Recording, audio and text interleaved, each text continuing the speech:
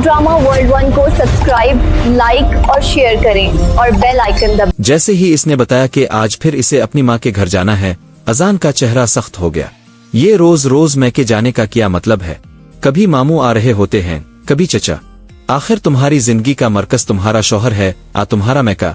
इसने जब्त से जवाब दिया, असल में मामू जरूरी बात करने आ रहे हैं, मगर अजान ने बात काट दी। अब से तुम सिर्फ हफ्ते में एक बार जाओगी। इसके लहजे में हुक्म था, मोहब्बत नहीं।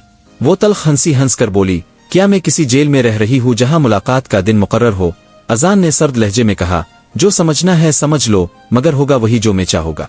वो दिल गिरफ्ता हालत में मैके पहुंची तो राशिद मामू पहले से बैठे थे। उन्होंने प्यार से हाल पूछा, बच्चों के लिए तोहफे दिए, फिर आहिस्ता आहिस्ता असल बात की तरफ आ गए। नजमा, मैं सीधी बात करता हूँ, क्या तुम्हें किंजा का रिश्ता मंजूर है? नजमा ने फौरन हामी भर ली। क्यों नहीं भाई, अब अपने हैं, मगर मसला कौसर थी जो इस रिश्ते के खिलाफ खड़ी थी। राशिद मामू ने किंजा को बुलाया। वो खामोशी से आकर बैठ गई। मामू ने नर्म लहजे में कहा, बेटा अगर तुम खुश नहीं हो तो साफ इनकार कर दो, हम तुम पर दबाव नहीं डालेंगे। लेकिन एक बात याद रखो, गुड्डू पागल नहीं है, बस ज़हनी तौर पर अपनी उम्र से कुछ पीछे है। किंजा खामोश रही। इसके जहन में घर के हालात घूम रहे थे, माँ की परेशानियां, भाई की बेरोजगारी, कर्ज और हर वक्त की फिक्र। आखिर इसने धीरे से कहा, अब और उम्मी जो बेहतर समझी, मुझे कबूल है। ये सुनते ही नजमा के चेहरे पर सुकून आ गया, मगर इसी लम्हे कौसर अंदर दाखिल हुई। इसकी आंखों में गुस्सा और बेबसी दोनों थे। ये शादी नहीं होगी, सब चौंक गए।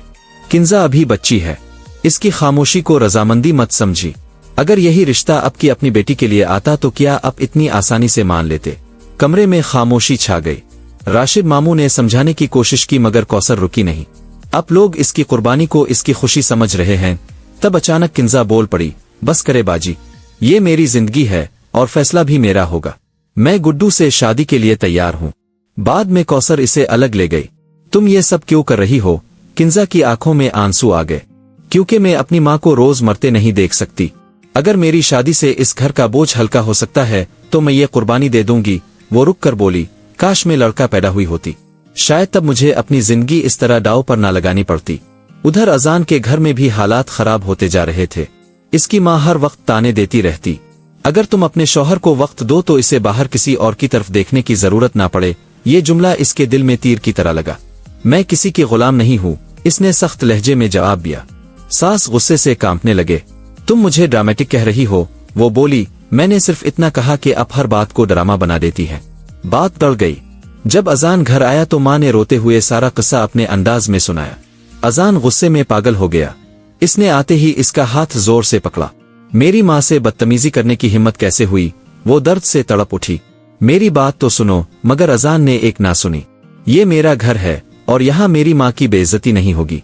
अगर बहू बनकर नहीं रह सकती तो अपने मैके चली जाओ। ये जुमला सुनकर इसके अंदर कुछ टूट गया।